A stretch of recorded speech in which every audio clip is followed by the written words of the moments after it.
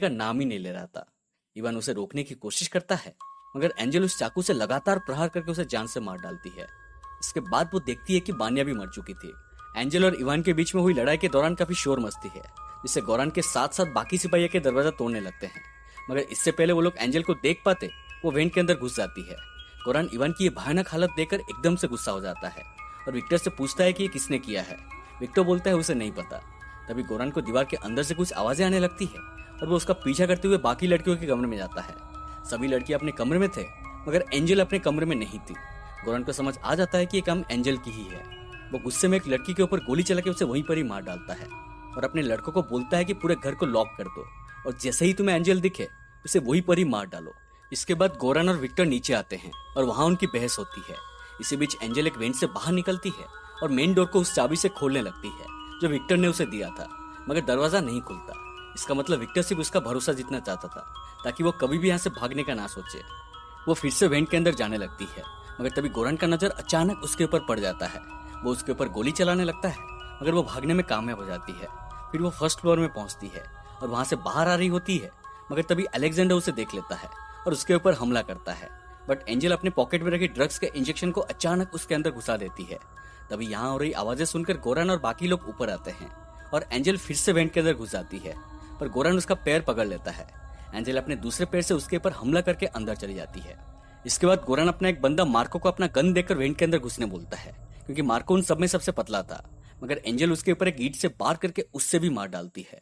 फिर गोरान बाकी सिपाहियों को लेकर अपने गाड़ी से असॉल्ट राइफल्स और स्मोक्स निकालता है और अलग अलग कमरे में जाके वेंट के अंदर स्मोक डाल देता है, जिससे पूरा घर धुआं धुआं हो जाता है। इसका फायदा उठाकर विक्टर गोरान का एक साथी रेडवन के ऊपर गोली चला के उसे मार देता है, क्योंकि वो लोग उनके 2 लड़कियों को मार चुके थे और घर को तबाह कर रहे थे। अब सिपाहियों में से गोरान और उसका छोटा भाई जोसेफ बचे थे।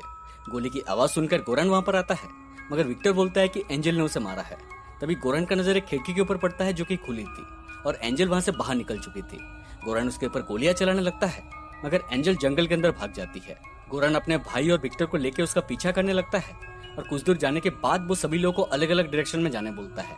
कुछ दूर जाने के बाद एंजल एक जगह गिर जाती है जहाँ विक्टर मरी हुई लड़कियों का डेड बॉडीज फेंक रखा था और वो डेड बॉडीज पूरी तरह से सड़ चुके थे। एंजल वहां से निकल के आगे जाती है, मगर तभी विक्टर उसे देख लेता है। वो एंजल को बोलता है कि वो उसे किसी भी हालत में चोट नहीं पहुंचाएगा और वो उसे बहला फुसला के चाकू उसे देने बोलता है। एंजल उसके बातों में आ जाती है और चाकू उसे दे देती है, मगर उसके बाद विक्टर उसे पकड़ लेता है और उसे मारने लगता है। तभी गोरान और जोसेफ वहां पर पहुंचते हैं और विक्टर एंजल के बदले उसका जान बख्श देने के लिए बोलता है और साथ में अपना प्रॉफिट का 50% उन्हें देने के लिए बोलता है। गोरान ने सुनकर मान जाता है और तीनों अपना हथियार नीचे रखने लगते हैं, मगर तभी एंजल विक्टर के बेल्ट से चाकू लेकर उसके पैर में घुसा देती है और वहां से भाग जाती है। पैर में चोट लगने के कारण विक्टर के हाथ से गलती से गोली चल जाती है और सीधा जोसेफ को लगती है, जिससे वही पर ही उसकी मौत हो जाती है। अपने भाई को मरते हुए देख गोरान गुस्से में एकदम लाल पीला हो जाता है और विक्टर के ऊपर लगातार गोलियां चला के उसे मार डालता है। इसके बाद एंजल भाग के घर तक पहुंच गई थी और एक लेडी दरवाजा खोलती है।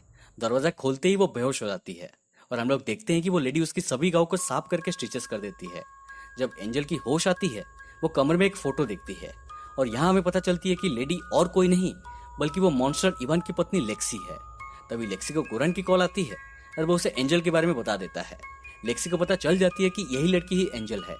वो उसके ऊपर एक चाकू से हमला करने आती है, मगर एंजल उसके सर के ऊपर एक पिगी बैंक से बार बार हमला करके उसका भर्ता बना देती है।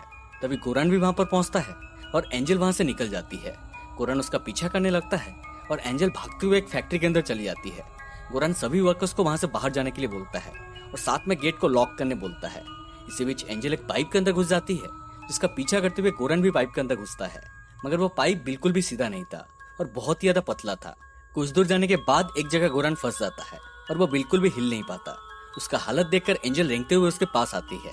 गोरान उसका हेल्प करने के लिए रिक्वेस्ट करता है और बोलता है कि बदले में तुम जो बोलोगे मैं वो करूंगा, मगर एंजल उसे एक स्माइल देती है और एक कपड़ा उसके मुंह के अंदर घुसा देती है ताकि उसका आवाज किसी को भी ना सुनाई दे। फिर वो अपने खून से गोरान का मेकअप करने लगती है, बिल्कुल वैसे ही जैसे वो उन लड़कियों की करती थी। फिर वो गोरान को उस पाइप के अंदर मरने के लिए छोड़ के वहां से बाहर निकल जाती है।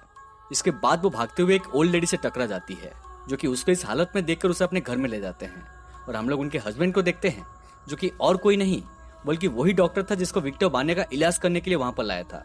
डॉक्टर एंजल को देखकर उसे पहचान लेता है और दोस्तों मूवी इसके साथ यहीं पे खत्म हो जाती है।